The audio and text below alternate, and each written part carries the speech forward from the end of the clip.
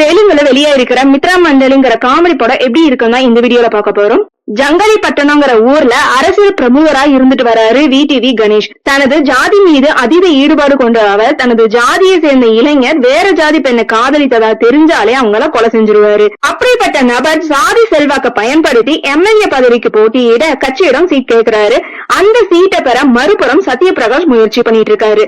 இந்த சூழல்ல விடிவி கணேஷ் தனது மகள் நிஹாரிகா கடத்தப்பட்டதாக எம்எல்ஏ வெண்ணிலா கிஷோர் கிட்ட புகார் அளிக்கிறாங்க. தான் காதலித்து ஓடிவிட்டதாகவும் ஆனா அதனை கடத்தல் வழக்கு அப்படின்னு விசாரிக்கணும், இல்லைன்னா கட்சியில சீட்டு பறிபோகும் அப்படின்னு சொல்றாரு. இப்போது இம்பார்ட்டன்ட் கேரக்டர் அப்படின்னு சொல்லிட்டு நுழையும் சத்யா பல குழப்பங்களை ஏற்படுத்துறாரு.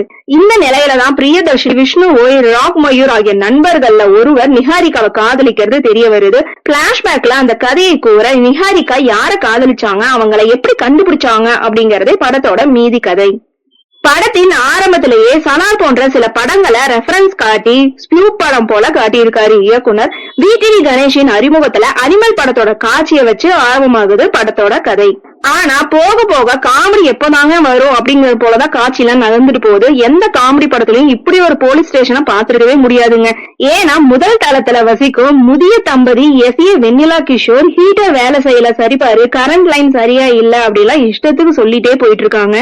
இம்பார்ட்டன்ட் கேரக்டர் அப்படின்னு சொல்லி அறிமுகமாகும் சத்யா முதல்ல காமெடிங்கிற பேர்ல கடுப்பேத்தனாலும் சில காட்சிகளை சிரிக்கவும் வச்சிருக்காரு. ஹீரோ பிரியதர்ஷி மற்றும் அவரது நண்பர்கள் விஷ்ணு, ராக் மயூர் ஆகிய மூவருமே காமெடி செய்வதாக சொல்லிட்டு மேட் பட பாணியில என்னென்னமோ செஞ்சுட்டு போயிட்டு இருக்காங்க. ஆனா ஒரு காட்சிக்கு கூட சிரிப்பு வராம எரிச்சல் தாங்க வருது.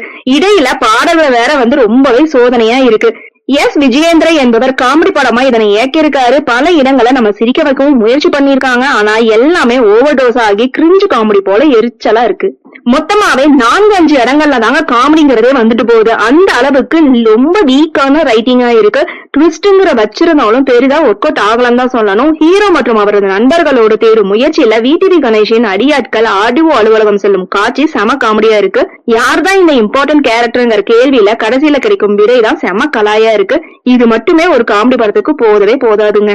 விடிவி கணேஷ், சத்யா நடிப்பு, ஒளிப்பதிவு இந்த படத்தோட பிளஸ்ன்னு சொல்லலாம். அழுத்து போன பழைய கதை, வலுவில்லாத திரைக்கதை, எரிச்சலூட்டும் காமெடி காட்சிகள் இந்த படத்தோட மைனஸ்ன்னு சொல்லலாங்க. ஆக மொத்தத்துல இந்த மித்ரா மண்டலி சரியான மண்டவலி படம் தாங்க.